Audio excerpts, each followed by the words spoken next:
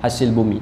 Tetapi bila mana diperintah di akhir zaman, kita akan dapati bahawa pemimpin-pemimpin yang dilantik ataupun pemimpin-pemimpin yang diangkat oleh rakyat adalah pemimpin yang mana mereka ini nak memenuhi poket diri mereka sendiri. Dan kita lihat pada pertemuan kita sebelum ni, hadis-hadis bagaimana Nabi sebut bahawa pemimpin di akhir zaman diangkat pemimpin yang jahil. Pemimpin yang jahil sebab dia pandai cakap, sebab dia ni petah berbicara, sebab dia ni ada pengaruh, maka kita angkat dia. Walhal dalam bab agama, dalam bab hukum hakam, maka dia tidak merupakan seorang yang amanah, yang salah satu daripada benda yang wajib ada pada setiap pemimpin. Sebab itu tuan-tuan, Nabi sebut dengan perkataan duala. Tuan-tuan, duala, perhati ingat. Duala ni maksud kata kitaran. Dual, tuan-tuan, kitaran, putaran. Maksud kata, hang bagi kat aku bagi kat hang, pimai-pimai tang tu, tuan-tuan. Satu untuk kau, satu untuk aku, lah kali semua kebah untuk diri dia, tuan-tuan. Sebab tu bila dilantik, maka dia bagi kepada kaum kerabat dia. Bila dilantik, dia bagi kepada kroni dia. Tu bahasa yang mudah kita faham lah. Maksud kata dia bagi kepada kroni dia. Jadi bila mana dia diangkat, maka jangan risau, semua projek bawah aku. Jadi daripada projek 1 juta, aku bagi kat hang 80 juta. 20 juta mangkap kat aku. Kawan tu pula dapat 80 juta. Dia dapat 80 juta, dia besar pula kawan lain. Sampailah nak buat projek tu, lah kali tinggal 5 juta ya. Daripada 100 juta tinggal 5 juta. Maka bila mana lakukan 5 juta, maka jadilah perkara-perkara ataupun bangunan-bangunan yang tidak berkualiti dan sebagainya. Pasal masing-masing nak habuan, masing-masing nak keuntungan daripada harta negara, tuan-tuan. Wa na'udzubillahi min zalik. Maka inilah yang berlaku pada era kita, tuan-tuan.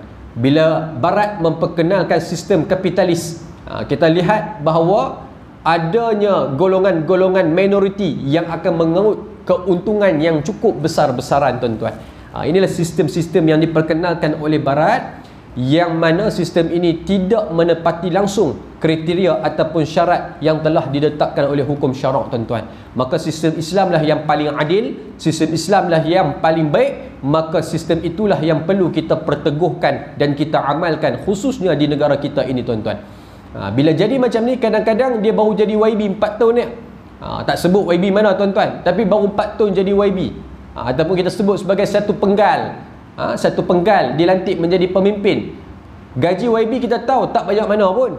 Kalau dia jadi ahli parlimen, kalau dia jadi menteri, lebih kurang dalam 53,000, lebih kurang macam tu lah, tuan-tuan.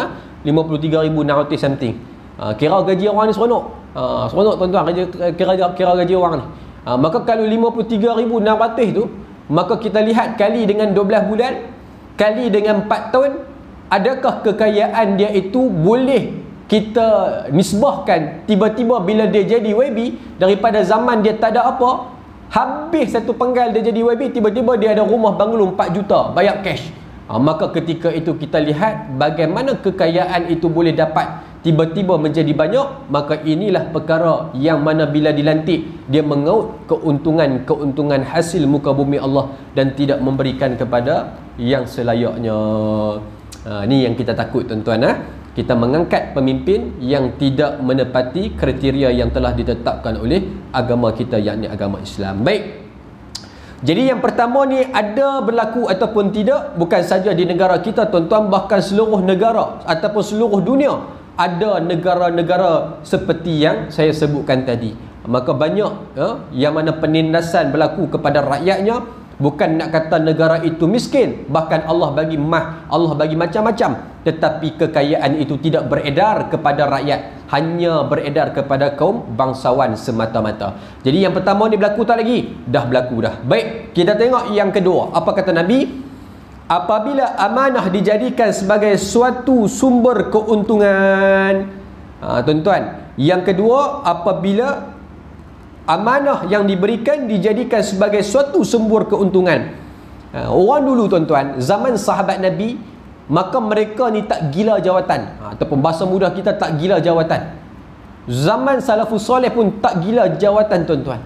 Bahkan kalau kita lihat ketika mana zaman Sayyidina Osman bin Affan, ketika nak dilantik menjadi khalifah yang ketiga, siapa nama yang dicalonkan terlebih dahulu sebelum Sayyidina Osman? Sebelum Sayyidina Osman dilantik menjadi khalifah, ada beberapa calon daripada kalangan sahabat yang sahabat-sahabat calonkan. Bukan saja Sayyidina Osman, bahkan ada beberapa lagi sahabat-sahabat yang dilantik ataupun yang dicalonkan. Di antaranya adalah Abdul Rahman bin Auf. Tuan-tuan, Abdul Rahman bin Auf juga dicalon untuk menjadi khalifah yang ketiga. Bila nama dia diangkat ataupun dia dicalonkan untuk menjadi khalifah pengganti kepada Sayyidina Umar Al-Khattab, maka bila dia dapat tahu kata dia nak dicalonkan, apa kata dia? Daripada hampa nak lantik aku menjadi khalifah ataupun daripada hampa nak lantik aku menjadi seorang pemimpin, lebih baik hampa ambil satu besi yang tajam ataupun letakkan satu pisau, letakkan di leher aku. Maka ramai-ramai siapa yang duk lantik, mai tolak, ramai-ramai tekan sehingga menembusi leher aku ini. Maksud kata apa tuan-tuan? Maksud Abdul Rahman bin Auf, daripada aku memikul tanggungjawab sebagai seorang pemimpin, lebih baik aku menghadapi kematian, lebih aku rela daripada dilantik menjadi pemimpin. Sampai tahap tu tuan-tuan, daripada kalangan sahabat, siapa pun tak mau jadi pemimpin, siapa pun tak mau untuk diangkat menjadi khalifah. Pasal apa? Tahu tanggungjawab menjadi pemimpin ni berat. Sebagaimana Nabi SAW pernah berpesan kepada seorang sahabat yang bernama Abu Zar, ya Abu Zar, innaka da'if. Wahai Abu Zar, sesungguhnya kamu itu lemah. Lemah di sini bukanlah maksud kata lemah dari sudut agama, tidak. Abu Zar seorang yang warak, seorang yang baik, seorang yang adil, tetapi lemah dari sudut pentadbiran sedikit tuan-tuan. Maka katanya innaka da'if wa innaha amanah. Sesungguhnya jawatan yang kamu minta ini adalah amanah. Wa innaha yaumal qiyamah. Sesungguhnya di yaumul qiyamah ramai yang khizyun wa nadamah, ramai yang rasa menyesal dengan amanah yang Allah Ta'ala berikan kepada dia di dunia Allah Subhanahu Wa Ta'ala. Jadi beringat tuan-tuan, beringat kita masing-masing ada jawatan. Bukan sekadar di surau kita saja, bahkan di tempat kerja kita ada jawatan. Dan jawatan ni kita kena ingat, bukan sekadar jadi Perdana Menteri, bukan sekadar jadi Ketua Menteri, bukan sekadar jadi Menteri Besar. Apa saja jawatan yang Allah Ta'ala taklifkan kita di dunia, sama ada jawatan itu dunia ataupun jawatan kita rumah tangga, maka kita mempunyai jawatan dan kedudukan. Maka setiap jawatan dan kedudukan itu dipersoalkan oleh Allah Ta'ala di hari akhirat kelak. Maka bersiap siagalah kita dengan jawapan-jawapan untuk kita bertemu dengan Allah Subhanahu Wa Ta'ala. Pasti Allah akan tanya tuan-tuan, pasti Allah akan tanya. Allah nak tengok kita melakukan dengan adil ataupun tidak. Ni nak dekat dah dengan pemilihan jawatan kuasa karya. Tuan-tuan, lah ni sekarang ni Majlis Agama duk kutip ataupun karya-karya sedang duk daftar anak-anak karya untuk pelantikan 2023 sampai 2025. Tuan-tuan, ini pun kadang-kadang menjadi isu juga, merabut. Ada karya yang tak merabut, ada karya yang sampai tak ada siapa akan nak lantik, tak ada siapa akan nak jadi, sampai tak ada seorang pun nak jadi TAJK, payah nak jumpa. Tapi ada juga karya sampai tahap bertukar-tukar pengurusi, hampir setiap tahun tukar pengurusi. Rasa tak puas dengan pengurusi ni, guling dia, jatuh, naik pula pengurusi baru. Rasa tak puas dengan pengurusi baru, jatuh pula, naik pula dengan pengurusi baru. Ada tuan-tuan karya tu. Bukan nak cerita ni di Pulau Pinang ni, ada. Kami di Zakat ni kami tahulah pasal ada pengesahan borang tu tuan-tuan, mesti pengurusi karya. Sat-sat terima permohonan, tukar pula pengurusi. Mai set lama pengurusi karya yang sama, tukar pula pengurusi. Duk tukar, selalunya tukar ni pasal meninggal ya. Yang ni bukan meninggal, pasal apa? Duk guling sama-sama sendiri tuan-tuan. Tak puati tukar, tak puati tukar, tak puati tukar. Inilah hakikatnya tuan-tuan. Pernah berlaku kes SPRM, lama dah, saya tak ingat dah tuan-tuan. Di satu masjid di belah tengah sikit lah tuan-tuan, Malaysia kita, satu bendahari ni, bendahari ni dia seorang bendahari, dia nak semua jawatan bendahari.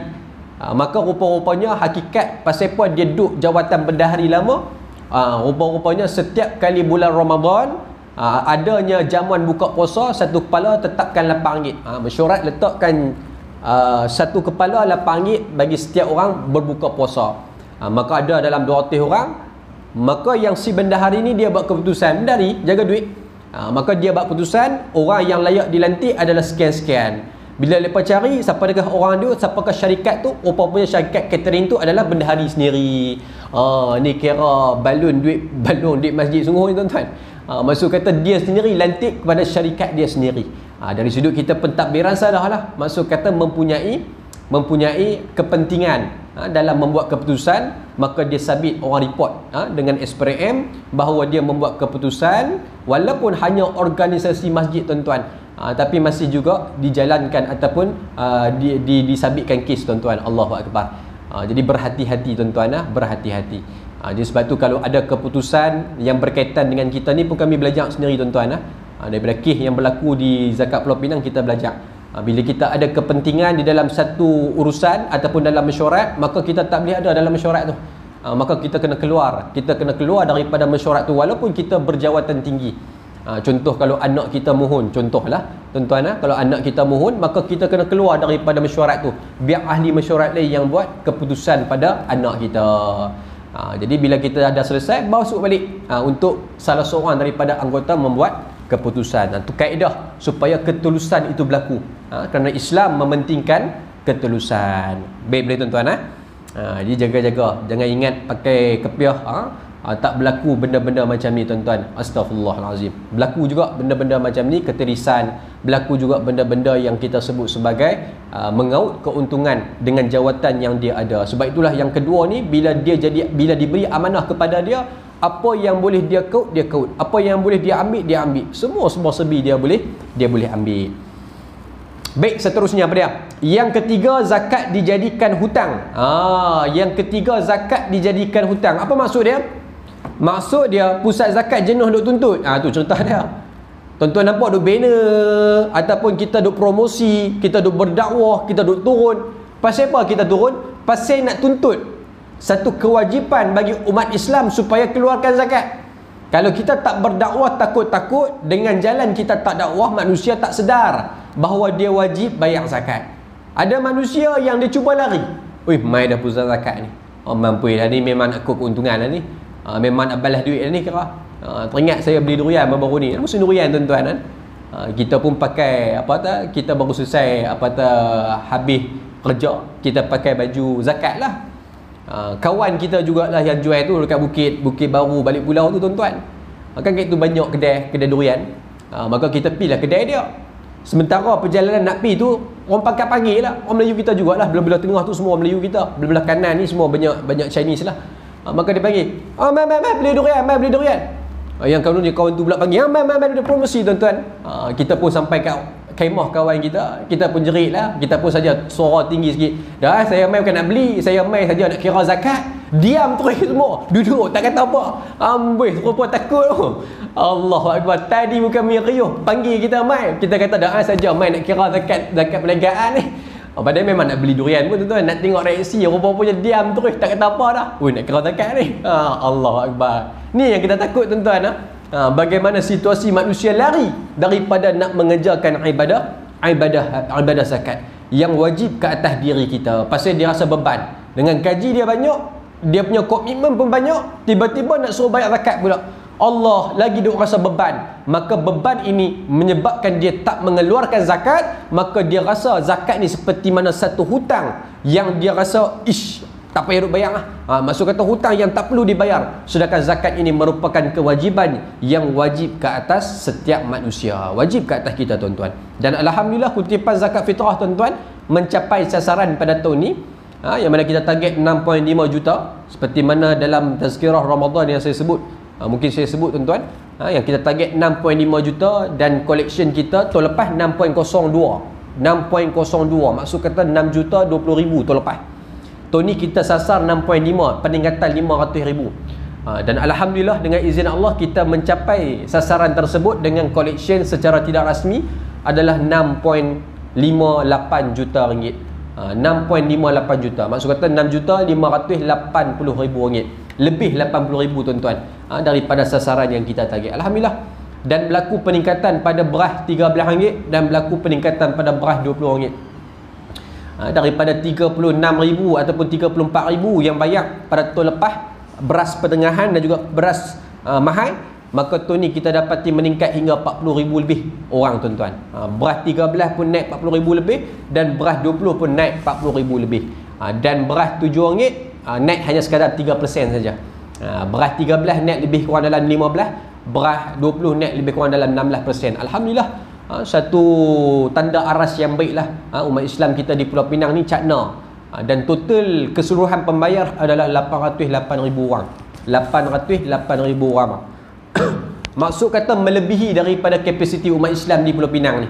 Kalau ikut bancian tahun 2020 last, umat Islam ni tak lebih pada 730-740 ribu orang ya umat Islam. Dan peningkatan setiap tahun mereka jangkakan 3% ya. Maka sepatutnya masih lagi tahun ni dalam jangkaan 700,000 lebih. Tapi pembayaran dah lebih daripada 700,000 lebih, iaitu telah sampai kepada 808,000 pembayar bagi zakat fitrah. Dan tak nafikan jugalah orang luar bayar di Pulau Pinang. Bila kita tengok secara online ni tuan-tuan, ramai bayar daripada Kedah, daripada Selangor. Kita rasa ataupun kita jangkakan mungkin yang luar tu beraya di Pulau Pinang pada malam raya, maka dia wajib bayar zakat di tempat di mana dia berada pada malam raya. Mungkin lain hang hari apa hari lah kali. Betul. Kalau Maybank 3,000 pembayar ataupun 3,000 transaksi pada malam tu, malam lah tu. Kira tuan-tuan bayar tu, kira tahulah hang tak hang tu, kira memang bayar last minute jugalah. Dia biasa tuan-tuan bayar last minute ni. Hari Khamis start hari pertama kerja. Hari pertama kerja, raya keempat, orang call saya, "Sebaiknya Ustaz, saya lupa bayar zakat fitrah." Lagi teruk tuan-tuan. Lupa bayar zakat fitrah dalam duk pesan tu. Kadang-kadang masih lagi ada yang lupa bayar zakat. Dia kata, "Apa perlu saya buat?" Kita katakan dia, "Taubat pada Allah." Tak ada jalan yang lain melainkan minta ampun banyak-banyak pada Allah. Pasal tu wajib besar, wajib. Maka meninggalkan wajib tu dosa besar. Maka kena qada balik. Tobat pun tobat, qada pun qada, maka bayar balik di zakat Pulau Pinang dengan kadar fitrah tersebut. Tanya dia juga, pasal apa tak bayar? Lupa ke? Dia pasal ada sebab juga tuan-tuan dalam kitab fiqh. Ada sebab juga mengapa kadang-kadang menjadi tangguh bayaran. Antaranya pasal pertama, harta dia tak sampai. Maksud kata dia memiliki harta, tapi harta dia ni sangkut dekat tempat lain. Contoh, mungkin harta dia ada kat negeri lain, nak sampai harta tu dalam perjalanan jauh, tiba-tiba dah masuk pada malam raya, hari raya, tenggelam 1 Syawal, dia tak bayar lagi zakat pasal harta tak ada. Maka itu mendatangkan bila dia dapat harta terus dia wajib bayar segera. Tu mungkin juga sebab.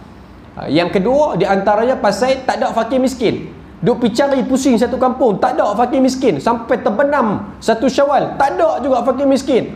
Maka bila mai hari raya kedua, baru jumpa fakir miskin. Maka barulah dia boleh agihkan zakat fitrah tersebut. Tu antara sebab lah. Pasal apa orang kadang-kadang bayar sebab dan dimaafkan tuan-tuan. Tapi tanya dia pasal apa lambat bayar, ataupun pasal apa terlupa bayar. Maka dia jawab, "Nak macam mana Ustaz? Raya kalut." Dia salahkan raya kalut pula. Dia yang kalut pergi mana 29 hari Allah Ta'ala bagi pada bulan Ramadan, dia salahkan raya kalut. Dia kata duk teringat lah malam tu nak bayar, duk teringat dah nak pergi. Tapi sungguh tuan-tuan dah, masjid-masjid pun kalah bazar Ramadan lah. Kira ada masjid yang tutup pukul 1 pagi, 1 pagi baru tutup. Yang mana ambil tu tuan-tuan, besok pagi subuh, tunggu lepas pada subuh tak balik rumah dah, sampai sembahyang raya orang tunggu bayar zakat tak berhenti tuan-tuan. Kira tak jumpa dah, tak beraya dah dengan bini, duduk kat masjid sampai habis sembahyang baru tutup kaunter. Punya kira dahsyat lah pukulan raya tu ni. Allah bagi pengajaran pada kita semua. Lain kali kalau pi Maidin ke pi mana ke, jumpa kaunter bayar terus. Tak gaduh tunggu afdal. Lain kali tertinggal afdal, dosa terus tuan-tuan. Ni bahaya. Tapi siapa dapat afdal, alhamdulillah lah. Siapa dapat yang wajib ketika bayar, ketika wajib, alhamdulillah. Maka itu perkara yang baik, bukan perkara yang tidak baik, perkara yang baik. Cuma takut-takut kita terlupa sehingga terjejah untuk menunaikan kewajiban berzakat. Baik, habis, selesai. Jadi yang ketiga ni berlaku tak berlaku, kesedaran umat Islam alhamdulillah di Pulau Pinang ni kita lihat satu kesedaran yang tinggilah untuk membayar zakat. Tapi masih lagi ada yang belum mengeluarkan zakat. Kadang-kadang orang masalah teknikal tuan-tuan. Syarikat dia tak mau potong zakat pendapatan. Ini cerita tuan-tuan. Syarikat dia tak mau potong zakat pendapatan. Bila kita pergi kat majikan ni malah. Pasal apa malah? Pasal 2 orang yang Melayu contohlah, tempat ni semua bukan Islam. Jadi dia punya HR ni malas lah nak tolong potong tiap-tiap bulan setakat 2 orang lah. Kalau buat ramai-ramai tak apalah. Jadi bila jadi macam ni tuan-tuan, kita nasihatlah yang 2 orang ni supaya bayar sendiri. Dia kata, pandai bayar sendiri. Jadi saya berlepas dah pada Allah pasal saya dah potong dah, tapi zakat tak mau potong. Dia salahkan kita balik tuan-tuan. Sampai tahap tu dah kira kita tak boleh nak apa. Pasal kalau syarikat tak mau untuk memotong gaji dia punya ni pekerja dia, jadi kita tak boleh nak apa. Sebab kita masih lagi deal dengan HR. Jadi bila kita santuni balik kata majikan tak mau potong, maka dia kata tak apa, saya nak jawab kepada Allah Ta'ala, saya dah usaha dah nak potong. Tapi dah zakat tak mau potong, nak macam mana? Dia salahkan kita tuan-tuan. Walhal hakikatnya hang sendiri kena bayar naik lah.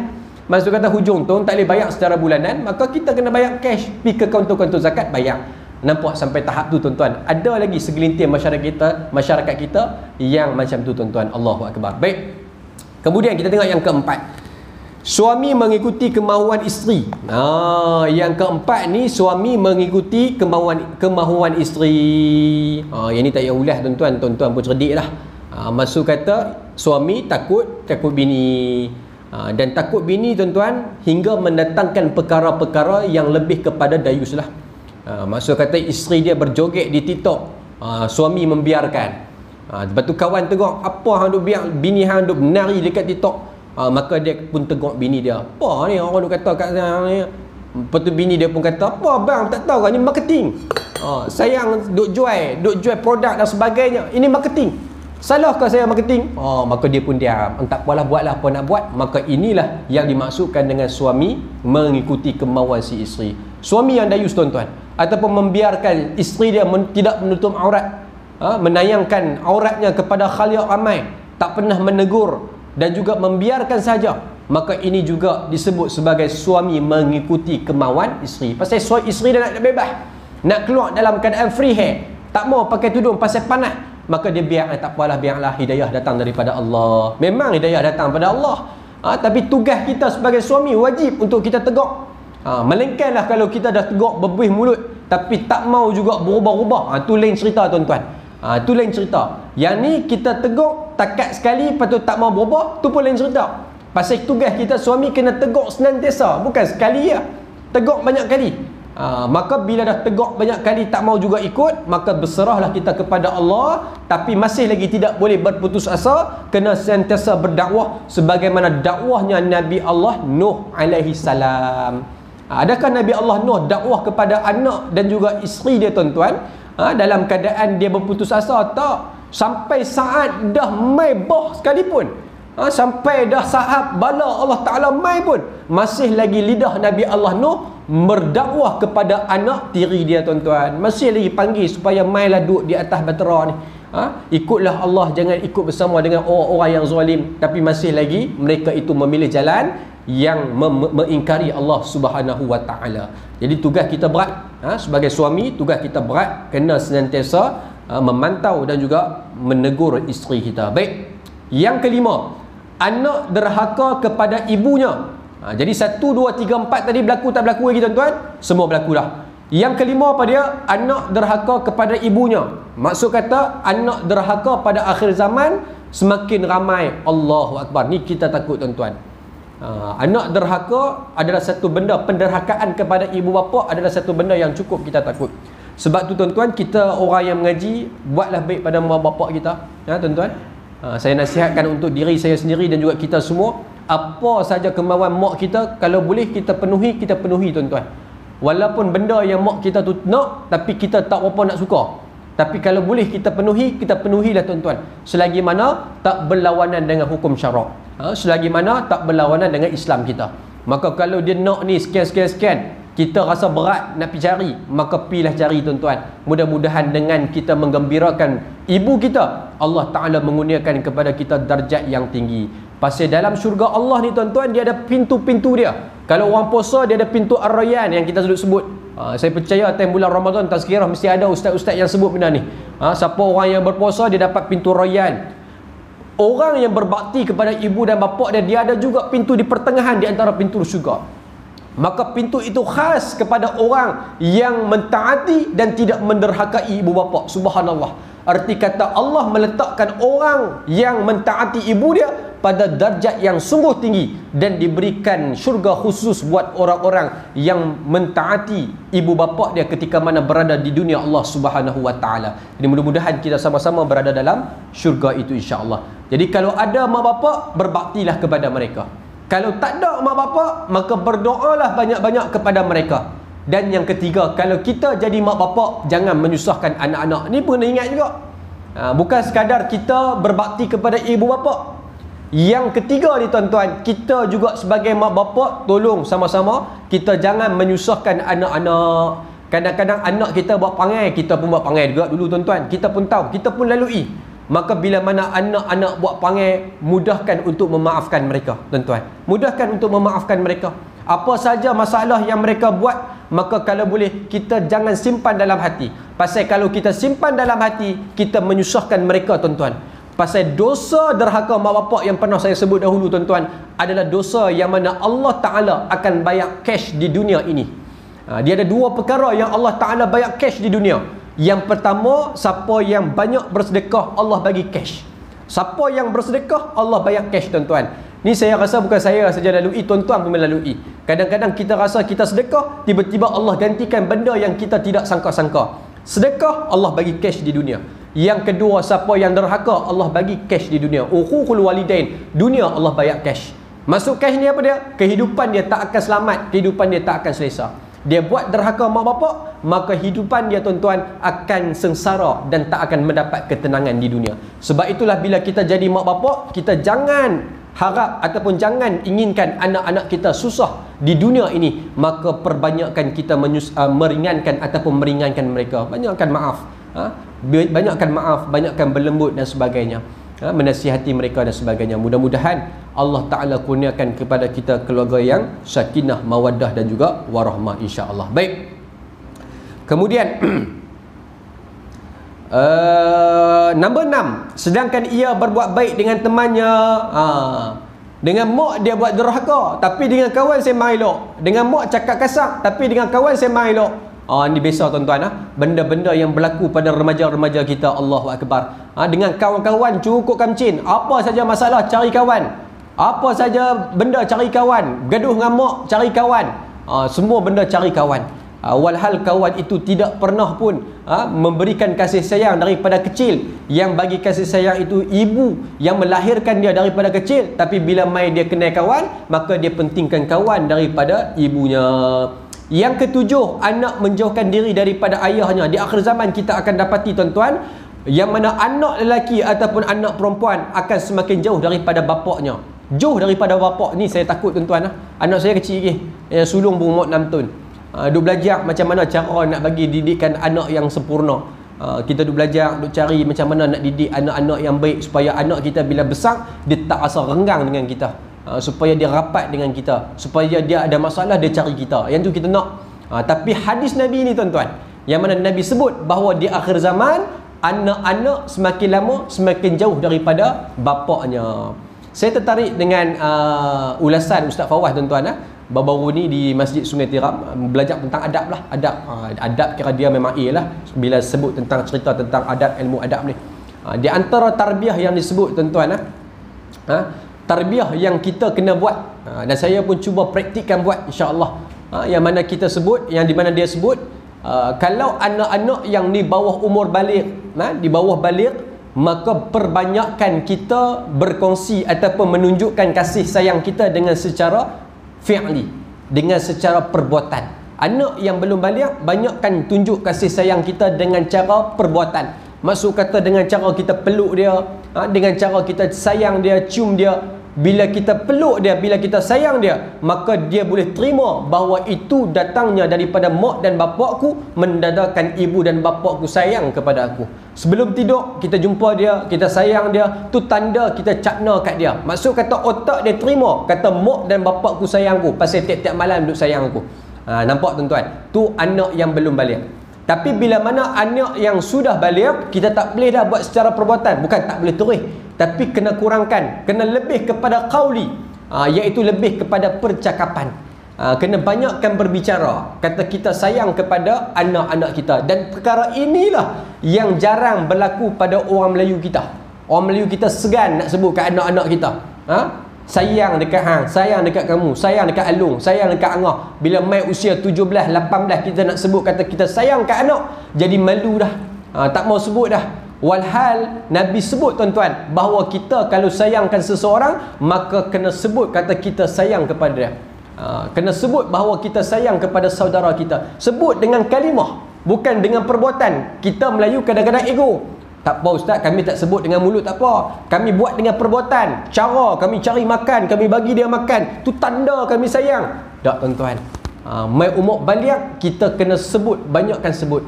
Kesan dia bila kita tak sebut tuan-tuan, kadang-kadang dia tak boleh terima kata mak dan bapak aku ni sayang tak kat aku ni. Tambah pula kita banyak khauli kita, percakapan kita banyak berbicara tentang perkara-perkara yang tak elok. Maksud kata kita seringkali marah dia pula. Dah lah kita tak sebut sayang, kita barah dia lagi ke atas, kita jerkah lagi ke atas. Bila dia dengar letiran kita, dia dengar perbuatan kita, percakapan kita yang setiap hari duk marah kita, duk maki kita, sampai tahap sampai duk hina kita, maka dalam otak dia, mak dan bapak aku tak sayang aku. Ni takut tuan-tuan. Bila dia duk fikir kata mak dan bapak aku tak sayang aku, dia jumpa kawan dia, kalau perempuan dia jumpa kawan lelaki dia, maka power dia duk tiap-tiap hari kata I love you, I love you. Maka dia terima, dia terima nota tu, dia terima percakapan tu bahawa ada orang lebih sayang pada aku, lebih sayang aku, ada orang yang sayang aku lebih daripada ibu dan bapa aku. Maka dia ikutlah jantan tu, maka dia ikut lelaki tu. Pasal apa? Pasal lidah dia, pasal telinga dia mendengar ucapan sayang daripada orang lain, tetapi tidak mendengar ucapan sayang daripada ibu dan bapaknya sendiri tuan-tuan. Ni kena berhati-hati tuan-tuan. Mungkin fasa anak-anak tuan-tuan dah besar-besar dah, mungkin masih lagi ada yang kecil-kecil. Untuk membesar, mungkin kita cuba praktikkan hal yang demikian rupa. Mudah-mudahan dia tidak jauh daripada kita sebagai seorang bapa tuan-tuan. Mudah-mudahan dia tak cari orang lain. Ada saja apa masalah, dia cari kita sebagai seorang bapa. Baik. Kemudian yang ke-8, suara-suara ditinggikan di dalam masjid. Ni di antara tanda akhir zaman di mana suara ditinggikan dalam masjid. Maksud dia apa? Maksud dia dalam masjid tempat untuk kita ibadat, tetapi dalam masjid rupa-rupanya tempat untuk orang debat. Duk sembang benda-benda dunia, duk bergaduh dalam benda masjid, mesyuarat agung, mesyuarat AJK dalam masjid, tapi bergaduh cara bukan dalam masjid. Maka angkat kerusi, angkat meja dan sebagainya. Ini tanda akhir zaman. Baik, yang ke-9 pada dia, yang ke-9 yang menjadi ketua suatu kaum adalah orang yang terhina di antara mereka. Nampak? Diangkat orang yang dihina, diangkat orang yang tahu kata dia ni tak telus. Misal contoh, dia ni dah tahu dah kata rekod dia tak berapa baik, pernah menjadi pemimpin, dan pemimpin dia ada kes yang scam. Tapi disebabkan dia ni mulut baik, dia ni suka duk melabur kat orang, duk bagi duit kat orang, maka diangkat orang tersebut, maka dilantik orang tersebut, masih lagi tak serik ambil dia. Maka inilah akhir zaman di mana orang-orang ini akan diangkat ataupun diangkat menjadi pemimpin, dan dia akan memerintah satu negara. Bila dia perintah satu negara, jadilah balik yang pertama tadi, jadilah yang balik yang kedua tadi. Harta negara hanya saja untuk kroni-kroni dia. Itu yang pertama. Yang kedua, dia dilantik semula menjadi pemimpin, dan segala keuntungan kembali kepada habuan untuk diri dia. Ni masalah tuan-tuan. Orang-orang di akhir zaman dia dilantik untuk kepentingan diri dia. Wa na'udzubillah min zalik. Baik. Kemudian yang ke-10, seseorang dimuliakan kerana ditakuti kejahatannya. Seseorang dimuliakan kerana ditakuti kejahatannya. Maksud kata dia dimuliakan pasal takut untuk ataupun menutupi kejahatannya. Baik, itu simple lah tuan-tuan. Sama seperti yang ke-9. Yang ke-11, minuman keras sudah diminum di segenap tempat. Yang ke-11 maksud dia arak berleluasa. Tuan-tuan, minuman arak semakin berleluasa. Di mana-mana saja ada saja arak. Kita payah dah nak dapat arak tuan-tuan. Di Malaysia kita ni payah dah nak dapat arak. Merata tempat kita pergi boleh nak dapat arak. Di 7E ada yang jual arak. Ada 7E yang Melayu kita, yang masuk kata franchise yang di bawah Melayu kita, dan dia tak ambil arak. Ni satu orang yang cukup bagus tuan-tuan, dia jaga. Ada sampai rokok pun dia tak jual. Dia jaga tuan-tuan, alhamdulillah. Tapi nak cerita, kebanyakan di Pulau Pinang kita ini banyak kita boleh dapati arak di merata tempat. Bahkan kalau anak-anak, budak-budak kecil nak pergi beli pun, ada kedai sampai ada yang masih ada yang menjual kepada budak-budak kecil, remaja dan sebagainya. Pasal kebebasan. Arti kata merata tempat arak dijual. Lesen diberi merata-merata. Kedai ni diberi lesen, kedai ni diberi lesen. Siapa yang ada lesen, maka arak itu halal dijual. Contoh macam itulah. Maksud kata boleh dijual, menjadi senang untuk dibeli dan sebagainya. Maka arak boleh didapati di merata tempat, dan kita akan dapati orang minum arak merata tempat. Wa na'udzubillahi min zalik. Dan tuan-tuan, satu benda yang menarik, di antara dosa yang mana dosa ni di antara perbuatan dosa yang cara kata, di antara satu perbuatan yang mana kalau dia lakukan dosa dia sama semua. Tuan-tuan, ada beberapa perbuatan yang kalau dia lakukan maka dosa ni sama dengan semua orang. Contoh dia arak lah. Salah satunya adalah arak. Arak ni tuan-tuan, kalau siapa minum dosa tak? Dosa dia macam mana? Dosa macam minum macam arak lah. Dilaknat oleh Allah Ta'ala dan Rasul. Maka siapa tak minum tapi dia bawa arak, dosa tak? Dosa dia sama tak? Sama. Kena laknat seperti mana Allah dan juga laknat Allah dan Rasul. Siapa yang memandu, membawa, dia kerja, bawa arak, maka itu dosa tak? Dosa dia sama macam minum arak. Lagi siapa lagi? Siapa yang perah, memerah arak untuk dijadikan arak, dosa tak? Saya tak minum, tapi dosa dia sama tak? Sama seperti mana dosa meminum arak. Maka dosa macam ni tuan-tuan, ataupun perbuatan minum arak ni, dosa dia sama semua. Dilaknat oleh Allah dan dilaknat oleh Rasulullah sallallahu alaihi wasallam. Dan di antara perbuatan yang lain seperti riba, seperti memberi rasuah. Rasuah pun sama tuan-tuan. Ar-rashi wal murtashi wal ra'ish finnar, kata Nabi. Yang mana dosa memberi rasuah, dosa menerima rasuah, dan dosa orang pertengahan di antara rashi dan murtashi, tiga orang tersebut dalam neraka Allah. Sama ya. Yang paling rugi orang tengah. Faham tak orang tengah tuan-tuan? Dia ada satu syarikat, dia ada 1,000. Dia kata kat satu orang kerani lah, contoh tuan-tuan, minta maaf bukan nak hina kerani, tidak, tapi nak kata contoh orang dia, orang bawahan dia. Maka dia kata, ni ambil 1,000 ni hampir bagi dekat scan pemimpin, bagi tahu, dia kata projek bagi dulu cepat sikit. 1,000 ni ambil ke dia. Yang kawan ni pun tuan-tuan takut kena buang aja, maka dia pun ambil 1,000 tadi, tak kata apa, dia pergi kat satu orang pemimpin ni, dia pun bagi 1,000 ni daripada bos aku. Bos aku kata ambil 1,000 ni, ambil simpan terus, tapi bagi projek dulu cepat sikit. Maka kawan ni pun kata okey. Maka yang bagi 100,000 tadi tuan-tuan, dia dapat projek dapat tak? Dapatlah, untung dunia tak? Untung dunia. Yang bagi tu untung lah, untung dunia, tapi haram lah. Kemudian yang menerima 100,000 tu untung tak? Untung. Pasal apa untung? Dapat 100,000. Kerja dia sign dia, pilih ya, lantik ya. Untung tak dunia? Untung. Maka yang ketiga tadi untung tak? Tak untung apa tuan-tuan? Habis duit minyak lagi ya. Nak kena pi pakai duit sendiri, balik pakai duit sendiri. Tiba-tiba dalam neraka 3 orang. Allahu Akbar. Ini takut. Dan inilah perbuatan yang mana kalau dilakukan, maka dosa dia sama semua. Tak ada satu pun yang kurang, tak ada satu pun yang banyak tuan-tuan. Sama. Dosa sebagaimana orang yang memberi rasuah, dosa sebagaimana orang yang menerima rasuah. Hati-hati tuan-tuan. Dan juga begitu juga dengan riba lah. Riba pun sama tuan-tuan. Orang yang melaksanakan riba, yang menerima riba dan sebagainya. Kita masalah tuan-tuan, kita memang tak akan berlepas daripada riba. Sebab itulah hadis Nabi sebut dah, di akhir zaman manusia tidak akan lari daripada riba. Kalau dia lari sekalipun, akan terkena debu-debu riba. Kita kena debu sedia. Nak lari macam mana tuan-tuan? Nak lari macam mana? Pilih bank mana pun tuan-tuan. Pilih bank mana pun. Takut masih lagi ada lagi lah tuan-tuan yang konvensional dan sebagainya terkena kesan-kesan riba tersebut, ataupun debu-debu riba. Jadi nak lari daripada riba tu, maka pilihlah yang Islamik, jangan pilih yang konvensional. Tukar KWSP tuan-tuan, banyak kali dah. Khutbah ujung bulan 5 baru ni, alhamdulillah kita dapat satu data baru tuan-tuan. 15% ya di Malaysia ni yang melabur KWSP di simpanan konvensional, di simpanan syariah. Seluruh Malaysia ni 15% yang tukar kepada syariah. Baki 85 masih lagi di konvensional. Allahu Akbar, malu tuan-tuan. Di Pulau Pinang apa? Di Pulau Pinang hanya 16% saja yang tukar kepada syariah. Yang baki 84 masih duduk buat badak tuan-tuan, buat pekak badak, masih lagi duduk pada syaruman ataupun masih lagi berada pada pelaburan yang tidak patuh syariah. Heran tuan-tuan, saya takut tuan-tuan. Orang kadang-kadang mereka tak ambil cakna, seolah bagi mereka hang syariah ke, hang konvensional ke, benda sama bagi mereka. Seolah-olah tak ada apa. Jadi aku fikir bila aku labur kat konvensional, aku dapat 6 point something. Kalau aku buka syariah, dapat sekadar 5 point something. Biar aku ambil konvensional, lagi untung. Tentu yang syariah tu pun belum tentu. Tentu mereka labur pun labur yang kita tak nampak. Dia salahkan pula syariah tu. Supaya dia pandai daripada orang lain tuan-tuan. Dia pun duk kata syariah tu kan betul pun, tuan-tuan dia pun labuk benda yang haram, kita akan tahu pun.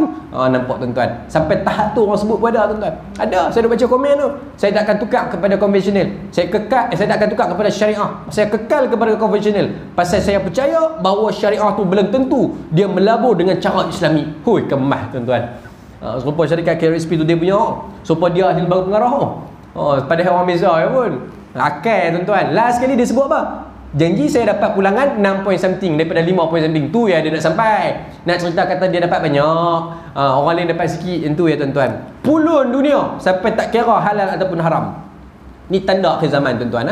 Akhir zaman. Dalam balas riba satu. Yang kedua, tak peduli harta tu mai daripada mana, harta tu halal ataupun haram, dia berdaya tuan-tuan. Allahu Akbar. Baik, selesai.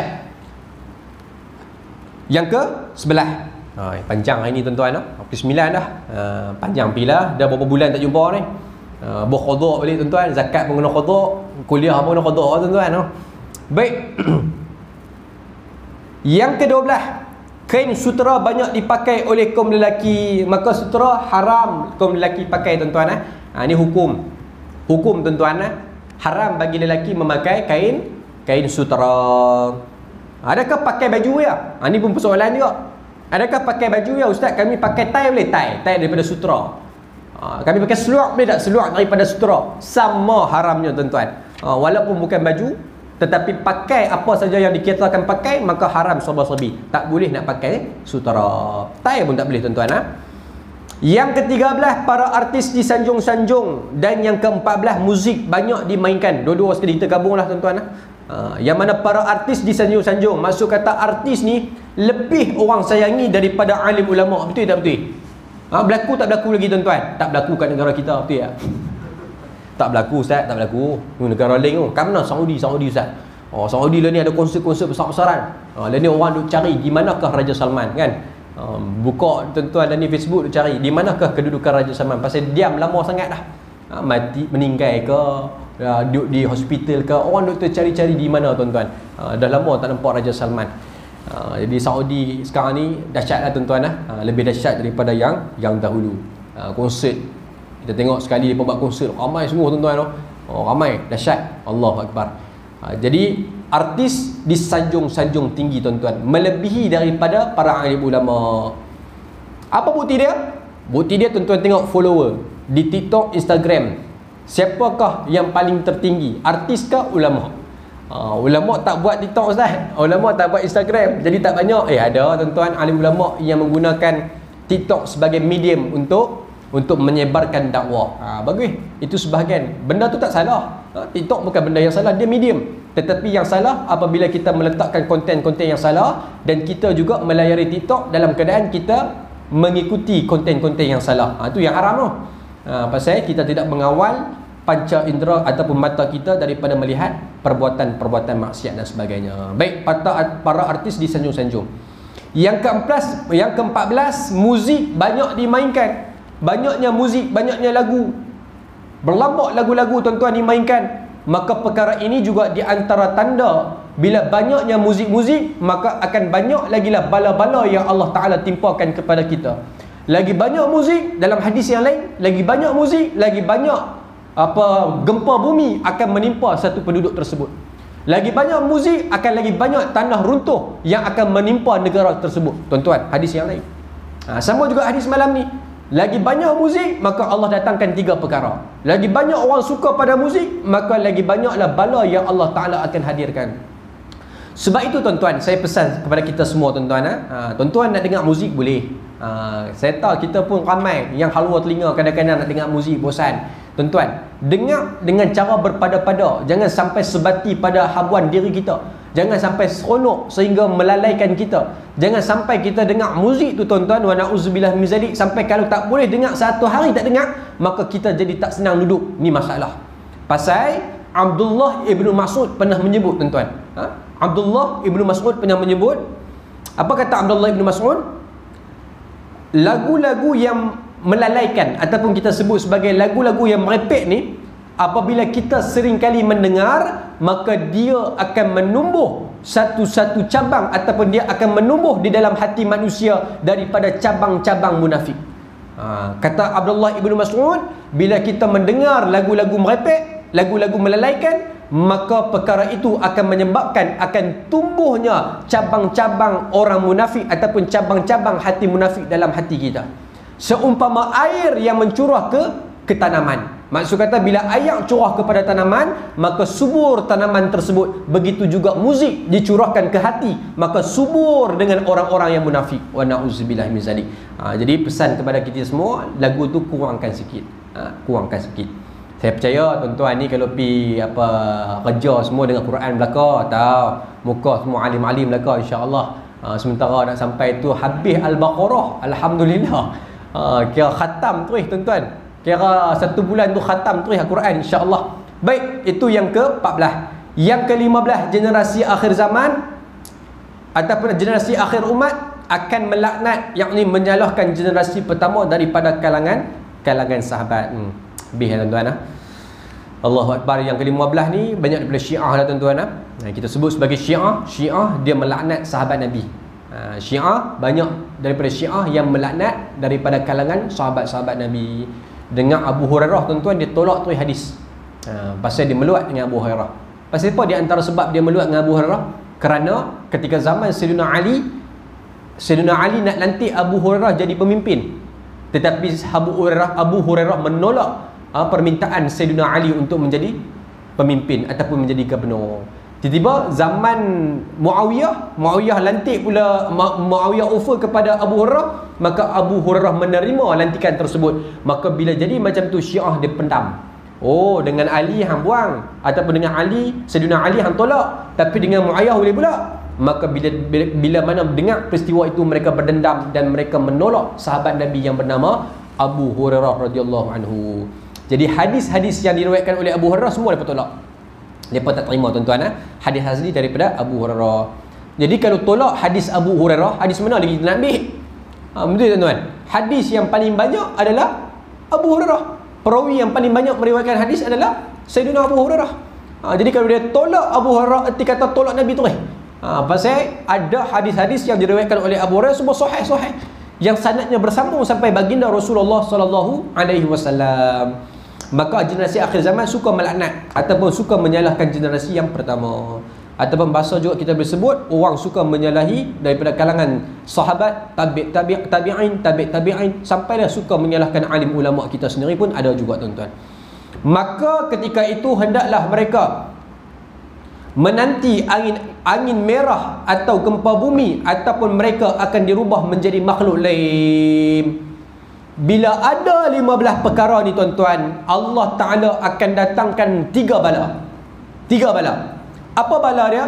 Yang pertama yang namanya angin merah, ataupun kita sebut sebagai angin ahmar. Bila sebut angin ahmar, erti kata stroke. Tuan-tuan, Allah datangkan stroke. Maka stroke itu di antara sebab dan musabab Allah turunkan bala kepada kita tuan-tuan. Tapi janganlah bila orang kena stroke kita kata tu dia lah buat maksiat. Bukan salah dia tuan-tuan.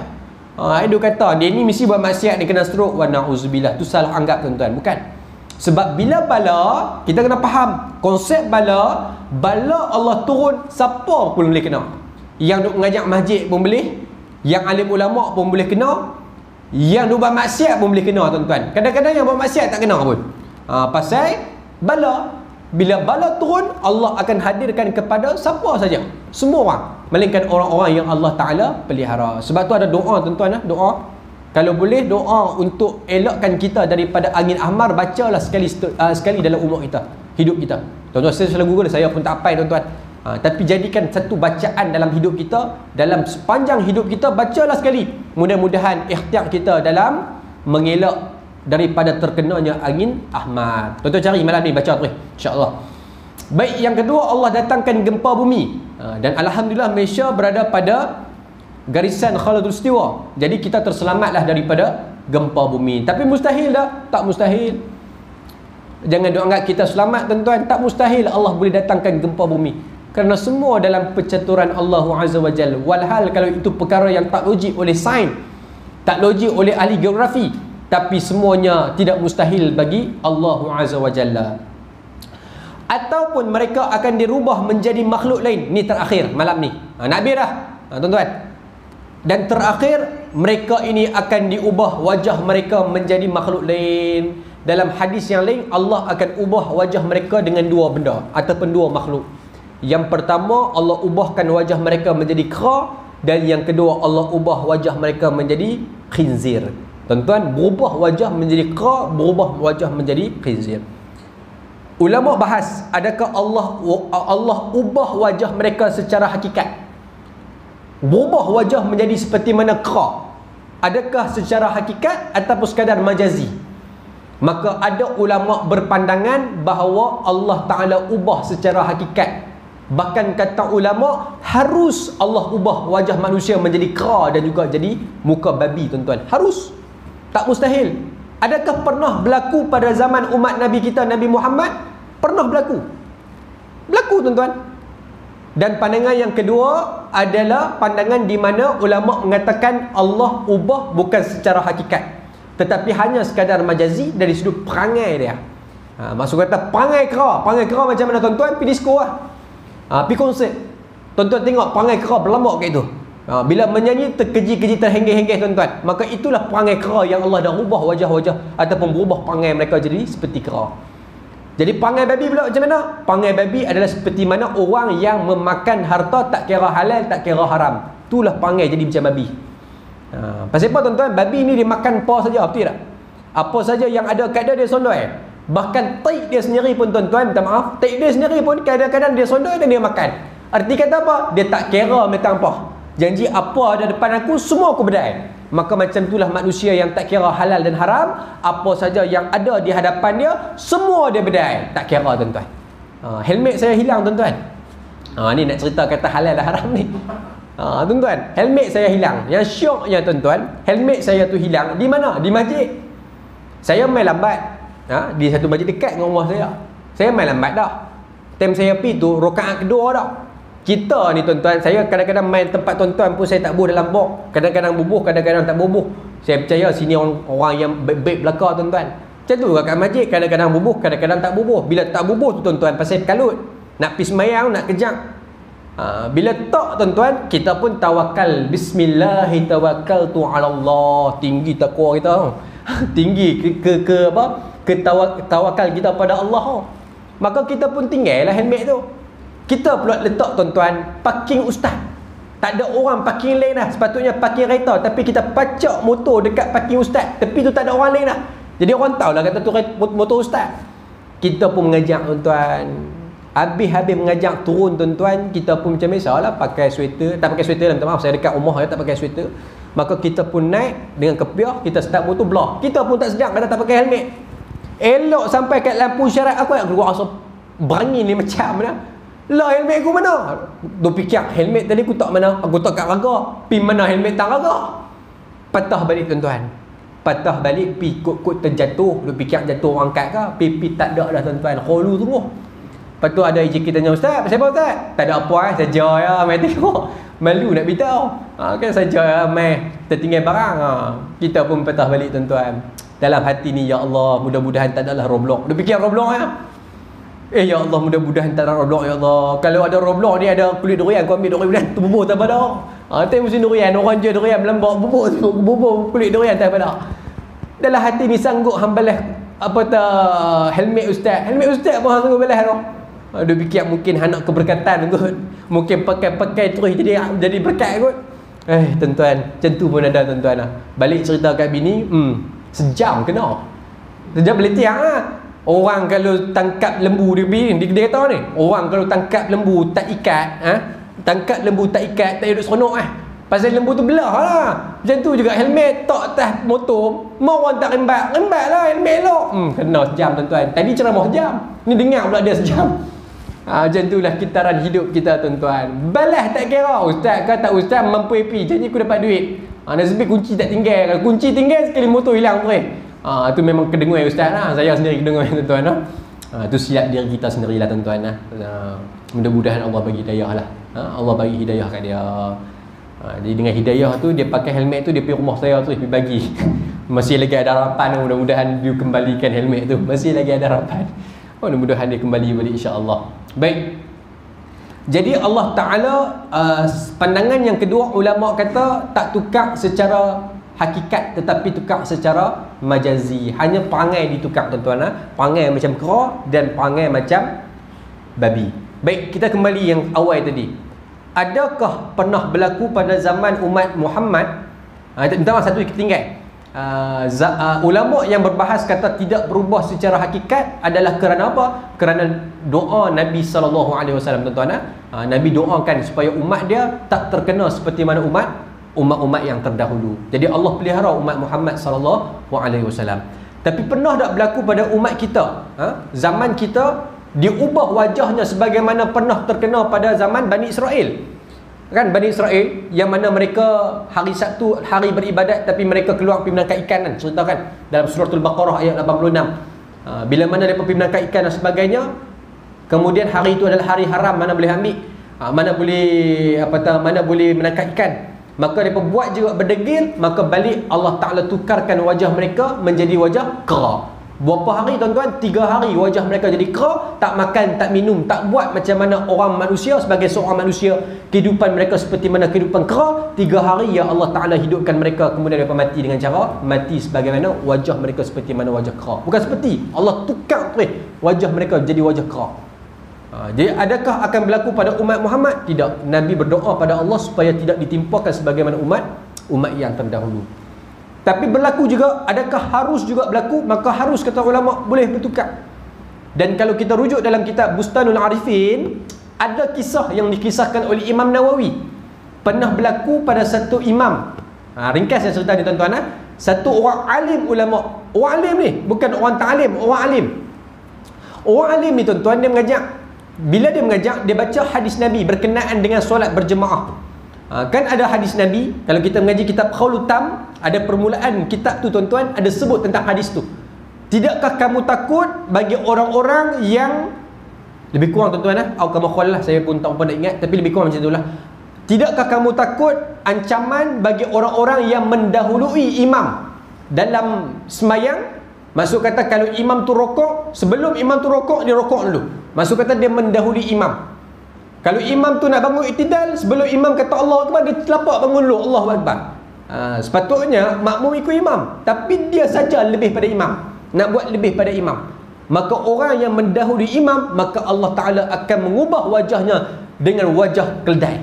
Allah tukar wajah dengan wajah keldai. Maka ulama ni tuan-tuan, ulama ni tuan-tuan, dia mengajak dalam keadaan wajahnya pakai kotak. Ada riwayat kata dia pakai kotak, ada riwayat kata dia berlindung di sebalik jendela. Jadi anak murid dia ni tengok dia, ataupun anak murid dia ni mengaji dengan dia dalam keadaan wajahnya tak pernah tengok. Lepas tak pernah tengok wajah tu guru. Sampailah ada satu anak murid yang dia sayang, masuk kata orang kanan dia lah, di mana pun kira dia lah khadam kepada tu guru tu. Sampailah satu tahap tuan-tuan, dia punya sayang kat anak murid tu minta kat tu guru, boleh tak aku nak tengok wajahmu walaupun sekali je? Pasal daripada start aku belajar sampai ke hari ni, aku tak tengok wajahmu ya wahai guruku. Maka dia pun buka kotak tu tuan-tuan. Bila buka kotak tersebut, terkejut anak murid melihat wajah tu guru dia dengan wajah keldai. Wajah keldai. Maka dia pun tanya, wahai tu guru, pasal apa wajah kamu sedemikian rupa? Maka kata tu guru tadi, aku pernah test. Bila aku gaji hadis, aku belajar hadis, aku dengar hadis Nabi yang saya bacakan sebentar tadi, maka aku cuba betul ke bila kita mendahului imam, wajah ditukarkan menjadi wajah keldai. Maka aku try lah. Aku semayang pada waktu zuhur ataupun asar, pada waktu siang, maka aku melebihi imam. Bila imam rokok, aku rokok dulu. Bila imam nak iktidal, aku iktidal dulu. Sampailah sebelum imam bagi salam, aku bagi salam dulu. Maka selepas saja aku memberi salam, maka Allah Ta'ala tukarkan wajah aku serta-merta menjadi wajah keldai. Maka kata ulama pasal apa? Adalah kerana dia memainkan hadis Nabi SAW. Padahal tujuan dia nak tengok betul tak betul hadis ni. Betul ke boleh bertukar wajah menjadi wajah keldai? Rupanya Allah menukarkan dia serta-merta. Sampai lepas pada peristiwa tu, dia menutupkan wajahnya dengan kotak. Untuk pergi mana pun dengan kotak tuan-tuan. Dan dia masih lagi mengajak dan sebagai orang alim tuan-tuan. Subhanallah. Dan kemudian dia taubat kepada Allah lah. Taubat kepada Allah. Tuan-tuan merujuk dalam kitab Bustanul Arifin tuan-tuan. Jadi itulah secara hakikatnya boleh bertukar wajah menjadi kera dan khinzir. Jadi jangan mempermainkan hadis-hadis Nabi sallallahu alaihi wasallam. Tuan-tuan, jangan mempermainkan. Ni kadang-kadang minum arak, betul ke boleh tukar jadi kera ni? Nak test tengok? Maka tak mustahil Allah Taala akan tukarkan wajahnya menjadi wajah kera ataupun wajah yang lebih teruk seperti mana wajah khinzir. Keterangan dunia pada hari ini telah mengalami segala apa yang telah disabdakan Rasulullah sallallahu alaihi wasallam, hanya mungkin belum sampai ke tingkatan akhir. Wallahu taala alam bisawab. Yang baik itu datang daripada Allah Subhanahu wa taala, yang salah dan silap itu datang daripada kelemahan diri saya sendiri. Ampun maaf dipinta panjang masa malam ni tuan-tuan. Tengok semua tak senang duduk 9:18 dahsyat kat malam ni tuan-tuan. Jarang saya panjang sampai tu ni.